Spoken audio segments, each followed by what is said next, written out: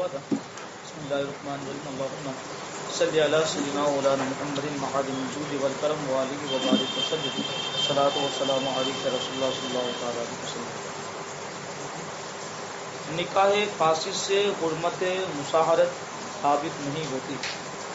نکاح فاسد مطلب ہوتا ہے نکاح ہوا ہی نہیں، تو نکاح فاسد سے حرمت مصاہرت ثابت نہیں ہوتی جب تک کہ وطی نہ ہو۔ لہذا اگر کسی عورت سے نکاح فاسد کیا تو عورت کی ماں اس پر حرام نہیں، اور جب وطی ہوئی تو حرمت ثابت ہو گئی کہ وطی سے مطلقاً حرمت ثابت ہو جاتی، خواہ وطی حلال ہو یا شبہ و زنا سے۔ اس لیے تو شبہ کی مثال دی خلوت صحیحہ، ہمیں معلوم نہیں کہ وطی، لیکن خلوت صحیحہ کے اندر کیا تھا کہ مرد و عورت کا ایک ایسی جگہ میں جانا کہ جہاں دونوں کی قربت سے کوئی تیسری چیز رکاوٹ نہ بنے، تو وہ بھی وطی کے حکم میں نہیں۔ تو چاہے وطی حلال یعنی زنا سے بھی وہ بھی حرمت مصاہرت ثابت کرے۔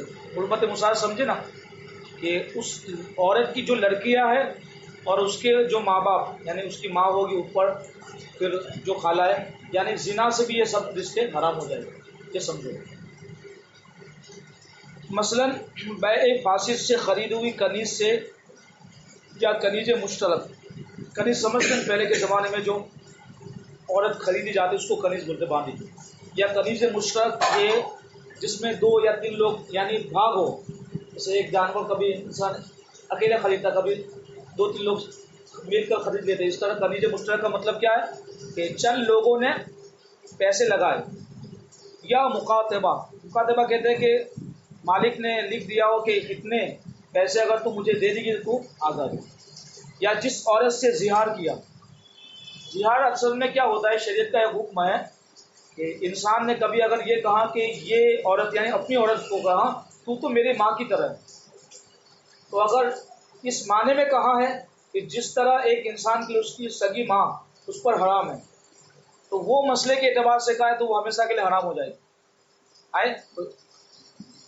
جس عورت سے زہار کیا، زہار مانا یہ ہوتا ہے، اب اس سے نکلنا ہوتا ہے تو اس کے 3 صورتیں، یعنی یا تو ہے کہ مسلسل 2 مہینے کے لگاتار روزے رکھو، اس میں پھر عورت سے قربت نہیں ہونی چاہیے، یا پھر ہے کہ 60 مسکینوں کو صبح شام کھانا کھلائے گا، یا مجوسیہ باندھی، یا اپنی جوزا سے، حیض و نفاس میں یا احرام و روزہ میں غرض کسی بھی طور پر وطی ہو، حرمت مصاہرت ثابت ہو جائے گی۔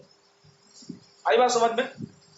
یعنی حیض و نفاس میں قربت تو جائز نہیں، لیکن کسی نے جیسے حرمت کے اندر تھا یہ خلوت صحیحہ کے اندر کہ عورت کو حیض و نفاس ہو تو وہ بھی مانے، لیکن کسی نے بے خبری کے اندر یہ کام کر لیا تب بھی حرمت مصاہرت ثابت ہو جائے گی۔ آگے بات سمجھ میں؟ لہذا جس عورت سے زنا کیا اس کی ماں لڑکیاں اس پر حرام ہے، یوں ہی وہ عورت زانیہ اس شخص کے باپ دادا بیٹوں پر حرام ہو جاتی ہے۔ یعنی مسئلہ جس طرح سے ایک عورت جیسے کہ میں نے شادی کر لی تو جو میری بیوی ہے میرے ماں باپ سے شادی اس کی نہیں ہو سکتی، آئی بات؟ تو اس طرح زانیہ کا بھی مسئلہ آ جائے گا۔ یعنی یہ بہت پیچیدہ مسئلہ، اگر اس کو اپنے دماغ میں رکھیں گے اور دوسروں تک پہنچائیں گے۔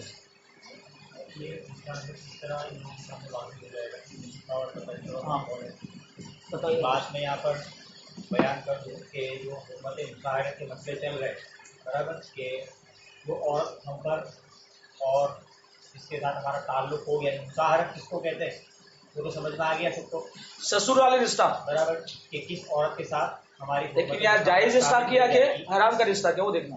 تو اس کی ماں اور جو بھی رشتے بتائے اوپر تک اور نیچے تک وہ سارے ہم پر حرام، ایسے ہی اس کی خالائیں وغیرہ جو بھی ہے اس پر حرام ہو جائے گی۔ ہمارے پشاور کے اندر یا اور کہیں بھی اگر یہ رواج ہو، یہ تو عام ہو گئی بات کہ سگائی اور شادی کے بیچ میں بہت لمبا گیپ رکھتے ہیں، اور کیونکہ سگائی کے اندر اور شادی کے اندر برابر یہ بیچ میں جو گیپ ہے اس میں لڑکوں کا اور لڑکیوں کا آپس میں ملنا، کمرے میں بیٹھنا، یہ ساری چیز اس میں آ گئی۔ ہاں بس وہی بس سمجھ حرمت مصاہرت۔ اب مسئلہ کہاں پر کھڑا ہوگا کہ جس لڑکی سے سگائی ہوئی اور پھر ختم کے ساتھ کمرے میں بیٹھا، کوئی روکنے والا نہیں ہے، چاہے اس نے کچھ کیا ہو نہ کیا ہو وہ جانے، لیکن حرمت ثابت ہو گئی۔ اب اگر سگائی ٹوٹتی ہے تو اس عورت سے جس سے سگائی ٹوٹ گئی ان سے بھی کسی رشتہ دار جو یہ رشتے بتائے گئے اس عورت سے نکاح اس کا نہیں ہوگا، تو ہمیشہ کے لیے حرام۔ یعنی اس کی ماں کے ساتھ، خالہوں کے ساتھ، آیا سمجھ میں، پھوپھی کے ساتھ اور اس کی لڑکی کے ساتھ، جو بھی ہو. یہ اس لیے حرمت مشاہرہ کا مسئلہ ہمارے سماج کے اندر جو کہہ رہے اس کو دوسروں تک پہنچانا چاہیے، وہ اس معنی میں، اس معنی میں، تاکہ اصل چیز کیا ہے کہ رشتے ہونے کے بعد بھی ناجائز رشتہ رہے، وہ حرمت ہو گئی، حرام ہو گئے. تو اب وہ شادی بظاہر ہوئی ہے، لوگوں نے تو یہ سمجھا پڑھانے والے میں، لیکن سب گنہگار ہو گئے. وہ تو گنہگار اس لیے نہیں کہ ان کو معلوم نہیں پڑھانے والوں، کیونکہ گناہ کے کام پر مدد کرنا بھی گناہ ہے. تو یہ چیز اپنے ذہن میں رکھنا. حرمت مصاہرت جس طرح وطی سے ہوتی ہے، یوں ہی بشہوت چھونے یا بوسہ لینے اور فرض داخل کی طرف نظر کرنے اور گلے لگانے، دانت سے کاٹنے اور مباشرت، یہ تو بالکل معمولی ہو گیا آج کا جو بھی حال ہو گیا ہے، کیونکہ لوگ دین کے معاملے کے اندر بالکل بے پرواہ ہو گئے. اس لیے جب تنہائی میں ہو گئے تو یہ کام تو شیطان کروائی دے گا، ہاں اللہ جس کو بچانا چاہے، کیونکہ اگر وہ بچتا تو پھر یہ تنہائی آتی نہیں. یعنی اگر وہ ان معاملوں سے خوف کھاتا تو وہ لڑکا مگنی کے اندر اپنی عورت سے قریب اکیلے نہ ہوتا. قریب ہوگا تو شیطان 100%، ہاں اللہ تعالیٰ جسے بچائے، ہم جتنی زیادہ، لیکن یہ تکلیف آ جائے گی. حرمت مصاہرت جس طرح وطی سے یعنی قربت سے ثابت ہوتی ہے، فقہاء کرام نے بات لکھی ہے، یوں ہی بشہوت چھونے، یعنی شہوت کے ساتھ چھو لیا تب بھی حرمت ثابت ہو جائے گی. یعنی یہ نہیں، یہ تو وعدہ نہیں، اس کے لیے تو کوئی پرابلم نہیں، لیکن اس کی ماں یا اس کی دوسری بہن کا مسئلہ تو کچھ نہیں آئے گا. لیکن خالہ ہے، پھوپھی ہے، آگے بات سمجھ میں، یا کہ وہ لڑکی والی ہے، کچھ بات سمجھ میں آئی، تو اس کی لڑکیاں پھر اپنے بیٹے کے لیے، کیونکہ اس کی لڑکیاں کیا ہو جائے گی، آپ کی لڑکی ہو جائے گی. یعنی دماغ میں یہ بات بٹھاؤ، یعنی یہ چیز نہیں رک رہے لوگ، یعنی ڈبل شادی کرنے کو گناہ سمجھ رہے اور شادی کے بعد زنا کرے تو معیوب نہیں سمجھا جا رہا. یعنی یہ شیطان کا بہکاوا ہے. یہاں تک کہ سر پر جو بال ہے انہیں چھونے سے بھی حرمت ثابت ہو جاتی.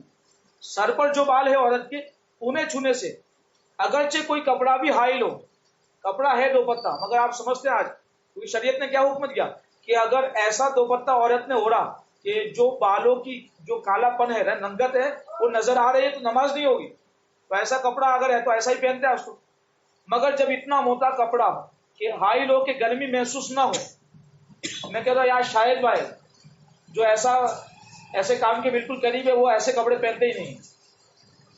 یوں ہی بوسہ لینے میں بھی اگر باریک نقاب حائل ہو تو بھی حرمت ثابت ہو جائے گی، خواہ یہ باتیں جائز طریقے پر ہو، شادی ہو گئی ہے ابھی حرمت ہو تو، مثلا منکوحہ کنیز ہے، یا ناجائز طور پر، ناجائز وہی منگنی کے بعد یا منگنی سے پہلے، محبت جس کو کہے کہ شیطان کا روح، جو بال سر سے لٹک رہے ہیں انہیں بشہوت چھوا تو حرمت مصاہرت ثابت. یعنی سر سے جو لٹکے ہوئے ہیں، پیشانی وغیرہ پر ہاتھ نہیں گیا صرف، تو مسئلہ نہیں ہوگا. لیکن سر کے اوپر بال ہے، یہاں ہاتھ گیا تو ہو جائے گی. یا پیشانی کو چھو لیا، ہاتھ کو چھو لیا، وہ بھی بات آئی. فرض داخل کی طرف نظر کرنے کی صورت میں، یعنی عورت کے اندر کا مقام، اگر شیشہ درمیان میں ہو، آئینہ، یا عورت پانی میں تھی، اس کی نظر وہاں تک پہنچی، یعنی یہ چیز پریشان ہونے کی ضرورت نہیں. ہمارے فقہاء کرام نے باریک بینی کے لیے یہ ساری باتیں شریعت کے دائرے میں لے کر ایک انسان کو حرام کام سے بچانے کے لیے، کیونکہ یہ چیزیں وہ کبھی کبھی یار حضرت ایک خاص مسئلہ پوچھنا ہے اور مسائل یہی مسائل، عورت کو پیلے لے تو اس کے مسئلے خاص پوچھتے. یہ خاص کہاں ہے؟ دوسروں کے اندر پوچھ، جو حرام ہے وہ تو حرام ہے ہی، وہ دوسرا انسان جانے گا. تو اس کو کیا کہتا ہے حضرت اکیلے میں کچھ پوچھنا ہے. تو یہ سب چیزیں اکیلی نہیں ہے، شریعت نے لکھا ہے، چھپایا نہیں، چھپ گیا ہے. فرض داخل کی طرف نظر کرنے کی صورت میں شیشہ درمیان میں حائل ہو یا عورت پانی میں تھی، اس کی نظر وہاں تک پہنچی، جب بھی حرمت ثابت ہو جائے گی. البتہ آئینہ یا پانی میں عکس دکھائی دیتا ہو تو پھر حرمت ثابت نہیں ہوگی. یعنی عکس سمجھتے پڑھتا ہو، جیسے ہم برابر کبھی ایسا ہوتا ہے کہ ہم نہیں دکھے ہمارا عکس، اس میں حرمت ثابت نہیں ہوگی. آخری بات، چھونے اور نظر کے وقت شہوت نہ تھی، بات کو پیدا ہوئی، یعنی جب ہاتھ لگایا اس وقت نہ تھی، ہاتھ جدا کرنے کے بعد ہوئی تو اس سے بھی حرمت ثابت نہیں ہوگی. دیکھیے اس مقام پر شہوت کا معنی کیا ہے، ہم کیسے مانے کہ شہوت ہے کہ نہیں ہے؟ یعنی انسان کے لیے حرمت کا حکم ہم کب لگائیں گے کہ یہ عورت اس کی لڑکیاں یا اس کی ماں اس پر حرام ہوگی، یہ کب لگائے گے؟ یعنی یہ چیز بھی سمجھیے، یعنی یہ پرابلم یاد کہ کسی انسان نے بڑی عمر کے ساتھ، کیونکہ شیطان ہے کبھی کسی کو بہکا دیا، اور یہ پرابلم آج بہت بالکل ہلکا ہو گیا ہے. اسی لیے تو ہماری مسلم خواتین غیروں کے ساتھ جائے، وہ کیوں جائے؟ شہوت ہی تو ہے، گناہ پہ ابھارا جا رہا ہے اور ایسی چیزیں دکھائی جا رہی ہے کہ مسلم معاشرے کی، مسلم سماج کی لڑکیاں غیروں کے وہاں جا رہی تو شریعت کا نالج نہیں ہے، اور وہ خواہشات اور اتباع شہوات میں اتنا آگے قدم بڑھا گئی ہے کہ شادی تو دور کی بات ہے، شریعت کا دائرہ بالکل پار کر گئی کہ شادی ہوتی نہ ان سے جا رہی ہے. تو اب ہم کیسے مانیں کہ شہوت کب ہوتی ہے؟ کیونکہ شہوت کا مقام یہ ہے کہ اس کی وجہ سے جو مقام خاص ہے وہ منتشر ہو جائے، اور اگر پہلے سے منتشر تھا تو اب زیادہ ہو جائے. اور یہ جوان کے لیے، جوان کے لیے کیپیسٹی کیا بیان کی کہ جو مقام خاص ہے ذکر وہ منتشر ہو جائے، یعنی بالکل نارمل حالت میں تو حرکت میں آ جائے، اور اگر حرکت میں تھا تو اور زیادہ حرکت اس میں آ جائے. یہ جوان انسان کی علامت ہے. اور بوڑھے اور عورت کے لیے شہوت کی حد یہ ہے کہ دل میں حرکت پیدا ہو. عورت کے لیے یا بوڑھا شخص ہے یعنی اس کے دل میں خواہش پیدا ہو جائے، دل کے اندر کچھ غلط خیال آنے لگے، اور پہلے سے نہ ہو، یعنی پہلے سے اگر یہی کنڈیشن ہے، حرکت اس کے دل میں تھی تو زیادہ ہو جائے، محض میلان نفس کا نام شہوت نہیں ہے. آئی بات سمجھ میں؟ اور نظر اور چھونے میں حرمت جب ثابت ہوگی جب انزال نہ ہو، یعنی اپنے مقام سے پانی نہ نکلے، ناپاک پانی، اور اگر انزال ہو گیا تو حرمت مصارف ثابت نہیں ہوگی چھونے کے وقت اور نظر کے وقت. اور چھوا اور نظر کیا اور شہوت ہے، پانی نہیں نکلا تو حرمت ثابت ہو جائے گی. یہ اتنا کٹھن مسئلہ ہے کہ ایسی کسی بڑی عمر کے لڑکی سے کیا اور اس کی لڑکیاں بھی ہے، اس کے ماں باپ، تو پھر وہ اس کی لڑکی سے بھی شادی نہیں کر سکتا کیونکہ وہ اس کی بیٹی کے درجے میں. بس اللہ رب العزت کی بارگاہ دعا کہ ان مسائل کو سیکھ کر دوسروں تک پہنچانے کے ہمیں توفیق عطا فرمائے. استغفر اللہ ربی من کل ذنب واتوب الیہ.